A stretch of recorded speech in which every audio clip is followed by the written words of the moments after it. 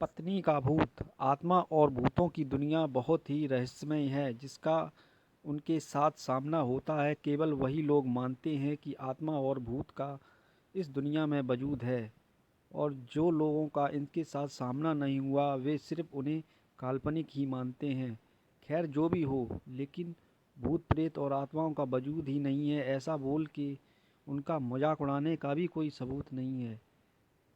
कभी कभी ऐसी घटनाएं भी सामने आई हैं जो अशरीरी आत्माओं का वजूद मानने को मजबूर कर देती हैं।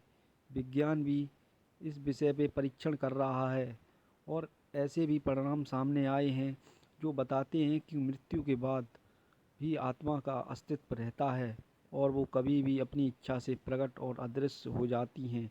ये कहानी भी कुछ ऐसी ही है। ये कहानी लुधियाना शहर के एक रहवासी की है जो अपने बिजनेस के काम से पूर्व अफ्रीका की राजधानी नैरोबी में जाकर रहने लगा।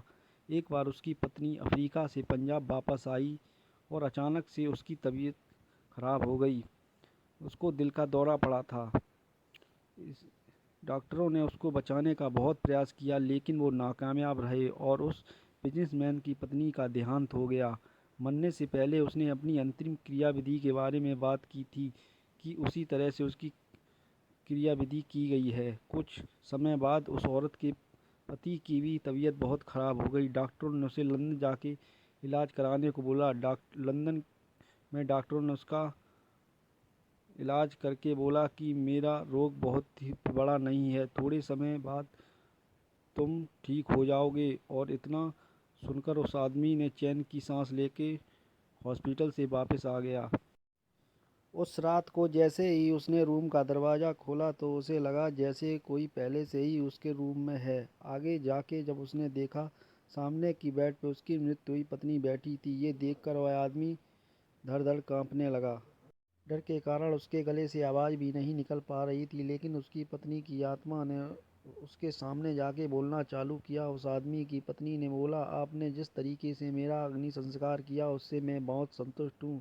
मैंने दक्षिणा में दी हुई अंगूठी भी देखी है। मैं हमेशा तुम्हारे साथ रहूँगी।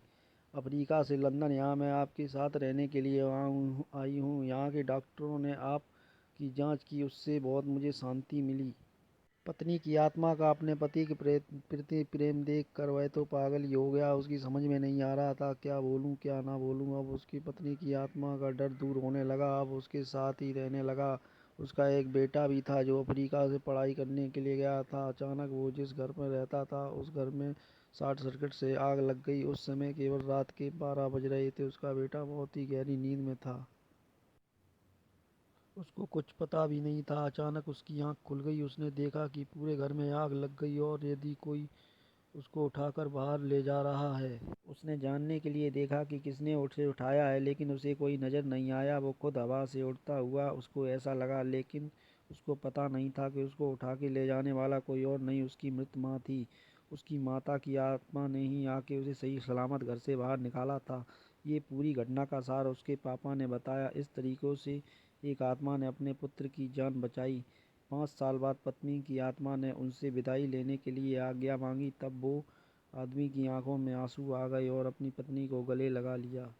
जिस समय उसने अपनी पत्नी को गले लगाया उस समय उसका शरीर ऐसा ही था जैसा उसके जीवन काल में था। उसके बाद वो अदृश्य हो गई।